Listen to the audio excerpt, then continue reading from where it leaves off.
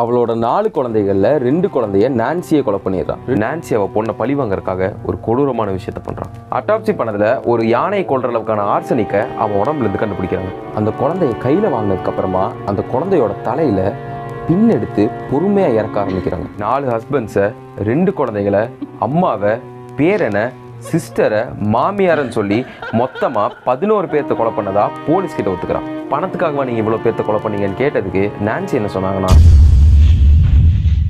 1905 வருஷம் நான்சிங்கிற ஒரு பொண்ணு ஒரு விவசாய குடும்பத்தில் பிறக்கிறாங்க. எல்லா சீரியல் கில்லர்ஸோட முன்னாடி வாழ்க்கையிலுமே எப்படி கஷ்டப்பட்டிருப்பாங்களோ அதே மாதிரி நான்சி அவங்க வாழ்க்கையில் கஷ்டப்பட்டிருக்காங்க. நான்சியோட அப்பா அவகிட்ட ரொம்பவே ஸ்ட்ரிக்டாக நடந்திருக்காங்க. சின்ன குழந்தையில எல்லா பசங்களும் என்ன பண்ணுவாங்களோ அந்த விஷயத்த நான்சியை பண்ணவே விட மாட்டார். நான்சியை ஸ்கூலுக்கு அனுப்பல, நான்சியை எந்த ஃப்ரெண்ட்ஸ் கூடயுமே சேர விட மாட்டார்.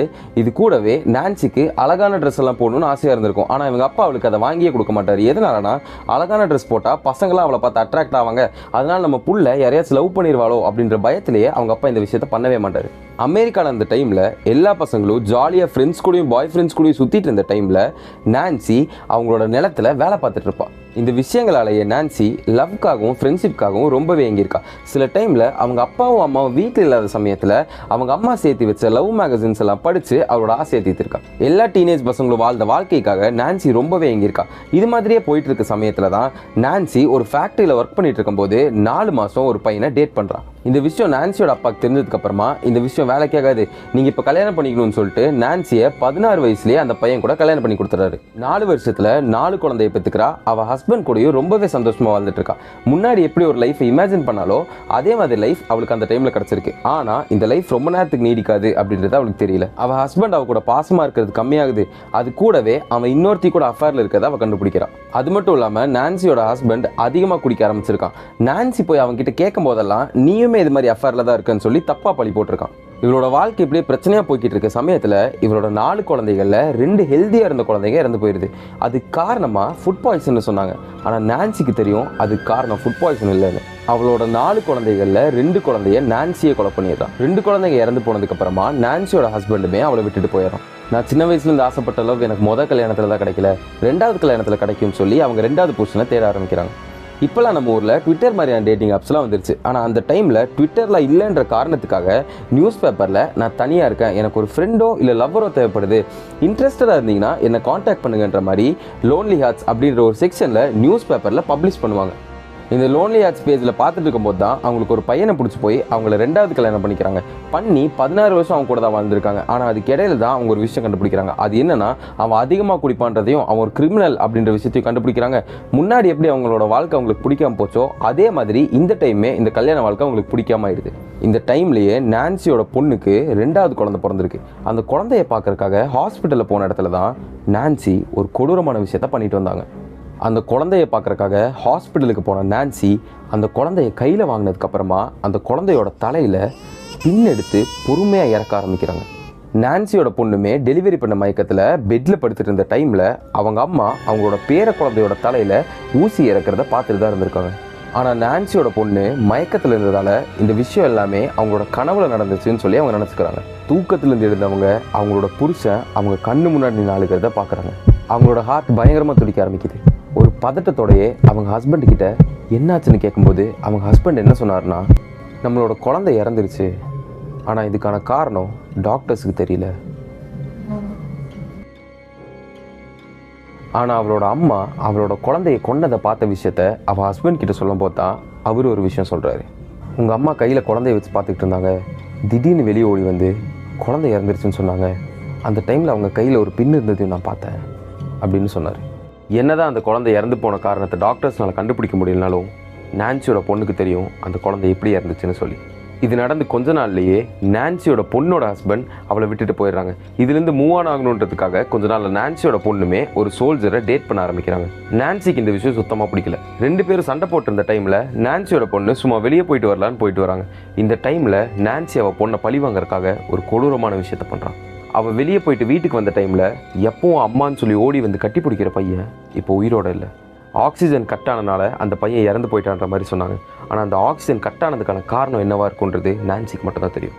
பையன் இறந்து 2 மாதத்துக்கு அப்புறமா நான்சி இன்சூரன்ஸ் கம்பெனிக்கு போய் பையன் இறந்ததுக்கான அமௌண்ட்டை வாங்கிட்டு வந்தாங்க. இது நடந்து கொஞ்ச நாளைக்கு அப்புறமா நான்சியோட ஹஸ்பண்ட் பயங்கரமாக குடிச்சிட்டு வந்து நான்சியை நம்ம ஒன்றா இருக்கலான்ற மாதிரி ஃபோர்ஸ் பண்ணுறாங்க. ஆனால் அந்த டைமில் நான்சிக்கு சுத்தமாக இன்ட்ரெஸ்ட் இல்லை. நான்சி வேணான்னு சொல்ல அவங்க ஹஸ்பண்ட் நான்சியை ரேப் பண்ணுறான். இதுக்கு அடுத்த நாளே அவன் குடிக்கிற விஸ்கியில் ரேட் பாய்சனை கலந்து அவனை கொலை பண்ணிடுறாங்க. இது நடக்கும்போது அவளுக்கு வயசு 40. முன்னாடி எப்படி ஒரு ஹஸ்பண்ட் இறந்து போனதுக்கப்புறமா லோன்லி ஹார்ட்ஸ் அப்படின்ற பேஜுக்கு போய் பசங்களை தேடி கண்டுபிடிப்பாளோ அதே மாதிரி லோன்லி ஹார்ட்ஸ் பேஜுக்கே போய் ஒரு பையனை தேடி கண்டுபிடிச்சி அவளை வெறும் 3 நாளில் கல்யாணம் பண்ணிக்கிறான். கல்யாணம் பண்ணதுக்கப்புறம் தான் அவளுக்கு தெரிய வருது அவன் ஒரு குடிகாரன், அது கூடவே பொண்ணு கூட சுற்றுறவான்னு சொல்லிட்டு. இது தெரிஞ்சு கொஞ்ச நாளைக்கு அப்புறமாவே அந்த பையனையும் சேர்த்து கொலை பண்ணிடுறான். வெளியெல்லாம் என்ன சொல்கிறான்னா, என்னோட ஹஸ்பண்ட் காஃபி குடிக்கும்போது சடனாக ஹார்ட் அட்டாக் வந்து இறந்து போயிட்டாரு, என்னால் இந்த வலியை தாங்கவே முடியல அப்படின்ற மாதிரி சொல்கிறான். கொஞ்ச நாள் தள்ளி அவள் தங்கியிருந்த வீட்டையுமே எரிச்சு விட்டாரா. இதுக்காக வர இன்சூரன்ஸ் அமௌண்ட்டையுமே அவள் பேங்க்கில் வாங்கி போட்டுக்கிறான். கொஞ்ச நாள் அவள் மாமியார் வீட்டில் தங்கிட்டு இருந்தா. அந்த மாமியாருமே மிஸ்டீரியஸாக இறந்து போயிடுறாங்க. சரி, வீடியோ இருந்து போச்சு. தங்கறக்க இடம்ல சரி எங்கே தான் தங்கலான்னு பார்க்கும்போது தான் ஆல்ரெடி பெட் ரெஸ்ட்டில் இருக்க அவளோட தங்கச்சியோட வீடு ஞாபகம் வருது. அவள் வீட்டில் போய் தங்கலான்னு போனதுக்கப்புறம் உங்களுக்கு ஆல்ரெடி தெரிஞ்சிருக்க என்ன நடந்திருக்குன்னு அவள் தங்கச்சியுமே இறந்து போயிடுறான். வழக்கம் போல் புருஷன் இருந்ததுக்கப்புறமா புது ஹஸ்பண்டை கண்டுபிடிக்கிறதுக்காக நியூஸ் பேப்பரில் போய் தேடாமல் இந்த தடவை ஒரு டேட்டிங் கிளப்பில் போய் ஜாயின் பண்ணி அங்கே ஒரு பையனை பார்த்து கல்யாணம் பண்ணிக்கிறான். இந்த பையன் குடிகாரன் இல்லை, என்ன பொண்ணுக்கு பின்னாடி மட்டும் சுற்றுவான். இந்த டைமில் நான்சியோட அம்மாவுக்கு கீழே விழுந்து அடிப்பட்டனால நான்சி கூட தங்கலான்னு வராங்க. நான்சியோட அம்மாவுக்கு ஒரு பாயசத்தை போட்டு அவங்களையும் கொலை பண்ணிடுறான். அவள் அம்மா இறந்து வெறும் 4 மாதத்தில் அவளோட 4வது ஹஸ்பண்டையும் கொலை பண்ணிடுறான். இவளோட ஹஸ்பண்ட் 1953 வருஷம் மே மாதம் இறந்து போகிறான். இது நடந்து வெறும் ஒரே மாதம் கேப்பில் இன்னொரு பையனை பார்த்து கல்யாணம் பண்ணிக்கிறான். இவன் எல்லா ஹஸ்பண்ட்ஸும் மாதிரி குடிகாரனோ இல்லை தப்பாக நடந்துக்கிறவனோ கிடையாது. ஆனால் இவன் ரொம்ப டிசிப்ளின் ஆனவன். இவளுக்கு ரொம்பவே பிடிச்ச ரொமான்டிக் நாவல்ஸை படிக்க விட மாட்டான், டிவி பார்க்க விட மாட்டான், பாட்டு கேட்க விட மாட்டான். கரெக்டாக 9:30 மணி ஆச்சுன்னா பெட்டில் வந்து படுத்து நீ தூங்கிடணுன்ற மாதிரி ரூல்ஸ் போட்டான். இந்த விஷயமே நான்சிக்கு சுத்தமாக பிடிக்கல. கல்யாணமாகி வெறும் 3 மாதத்தில் அவனை தூக்கிட்டு போய் ஹாஸ்பிட்டல் அட்மிட் பண்ணுறாங்க. அட்மிட் பண்ணதுக்கப்புறமா டாக்டர்ஸ் அவனோட டைஜஸ்டிவ் ட்ராக்ல இன்ஃபெக்ஷன் இருக்கிறத பார்க்குறாங்க. பார்த்துட்டு இதனால உங்களுக்கு உயிருக்கு ஒன்றும் ஆபத்து இல்லைன்னு சொல்லிட்டு கொஞ்ச நாள்லேயே அவனை டிஸ்சார்ஜும் பண்ணிடுறாங்க. டிஸ்சார்ஜ் பண்ணி வெறும் ஒரே வாரத்தில் அவன் இறந்து போயிடறான். ஆனால் இந்த டைம் அவனை முன்னாடி கன்சல்ட் பண்ண டாக்டருக்கு டவுட் வர ஆரம்பிக்குது. எதனாலனா அவன் முன்னாடி இருந்த கண்டிஷனுக்கு ஒரு வாரத்துக்கு அப்புறம் அவன் இறக்கிறதுக்கான வாய்ப்பே இல்லை. ஆனால் அவன் இறந்து போயிருக்கான்னா ஏதாச்சும் ஒரு மர்மம் இருக்குன்னு சொல்லி நினச்சி அவனை அட்டாப்சி பண்ணுன்றதுக்காக லேபுக்கு அனுப்புகிறாங்க. அட்டாப்சி பண்ணதில் ஒரு யானை கொள்ற அளவுக்கான ஆர்சனிக்கை அவன் உடம்புலேருந்து கண்டுபிடிக்கிறாங்க. போலீஸ் கிட்ட மாட்டினதுக்கப்புறமா அவள் எல்லா உண்மையுமே சொல்லிடுறான். சாமை கொள்ளுன்றதுக்காக முன்னாடியே அவள் எலி மருந்தை கலந்து அவனுக்கு சாப்பிட கொடுத்துருக்கான். அவனும் சாப்பிட்டுட்டு ஹாஸ்பிட்டலுக்கு போயிட்டு திரும்ப தெம்பாக வந்ததுக்கப்புறமா இந்த பாய்சன் அவனுக்கு பத்தாதுன்னு சொல்லி அதிகமான பாய்சனை அவனோட ஃபுட்டில் கலந்து அவனுக்கு சாப்பிட கொடுத்துருக்கான்.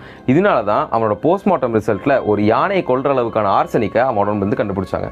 இது கூடவே 4 ஹஸ்பண்ட்ஸை, 2 குழந்தைகளை, அம்மாவை, பேரனை, சிஸ்டரை, மாமியாரன்னு சொல்லி மொத்தமாக 11 பேர்த்த கொலை பண்ணதா போலீஸ் கிட்ட ஒத்துக்கிறான். இவ பொண்ணுன்ற ஒரே காரணத்துக்காக மரண தண்டனையை கொடுக்காம லைஃப் டைம் நீ ஜெயில தான் கழிக்கணுன்ற மாதிரி கோர்ட் ஆர்டர் கொடுத்துருது.